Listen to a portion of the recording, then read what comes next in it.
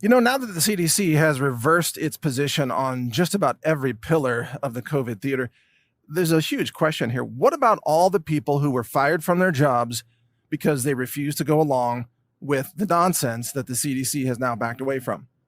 Because the CDC now says that vaccinated people and unvaccinated people have the exact same guidance, no difference between them, which means they can all work together now.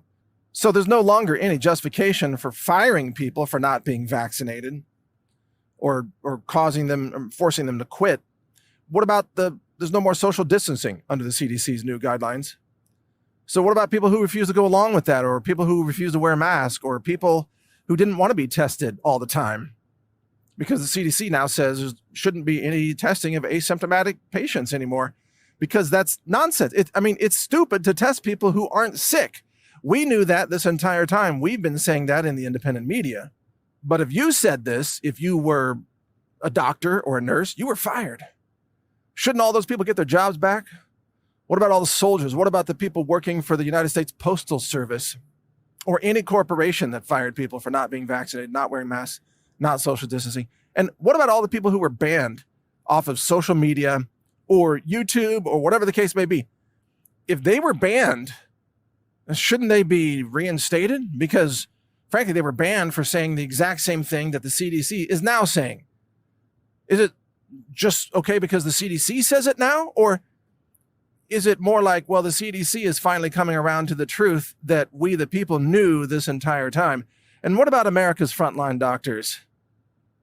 Isn't there some kind of a national apology owed to America's frontline doctors and people like the late Dr. Zev Zelenko, who fought for this the entire time? Shouldn't there be an apology to Dr. Peter McCullough and all the others who have spoken out against the CDC's nonsense this entire time? Because the CDC has been junk science from day one. No legitimate science whatsoever, just total junk. They fabricated their rules. They didn't have any evidence to back it up. They faked it, and they caused unnecessary panic. They caused economic destruction. They caused children to grow up without sufficient social interactions. They caused schools to shut down. Children lost a year or two of school. This destroyed families and small businesses and local economies and so much more. And it caused disruptions in the supply chain. It caused food factories to shut down. The effects of this are going to be felt for years to come.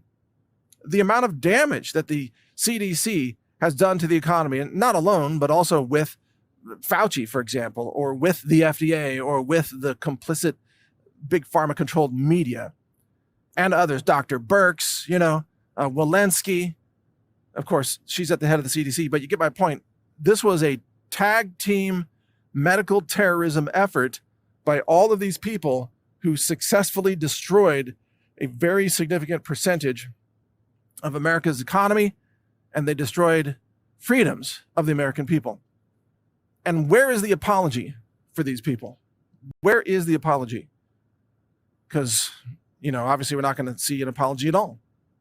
We're just supposed to pretend that this never happened. That, never mind. What? Really? 2.5 years of medical martial law and terrorism and vaccine coercion and economic collapse and people being ostracized by their friends and family members and co-workers, people losing their jobs. The economic damage is unfathomable. And we're supposed to just say, oh, okay, you're bad. Sorry, let's just go back to normal now. No. The CDC should be investigated for its criminal conspiracy, this crime against humanity that the CDC carried out. And people like Walensky and Fauci and so many others, they engineered it, they went along with it, and they are guilty.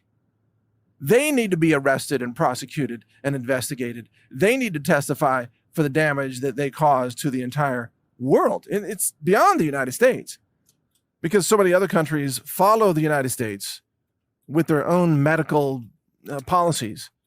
So the U.S. had an impact on a global scale that was incredibly devastating, and it was never rooted in science.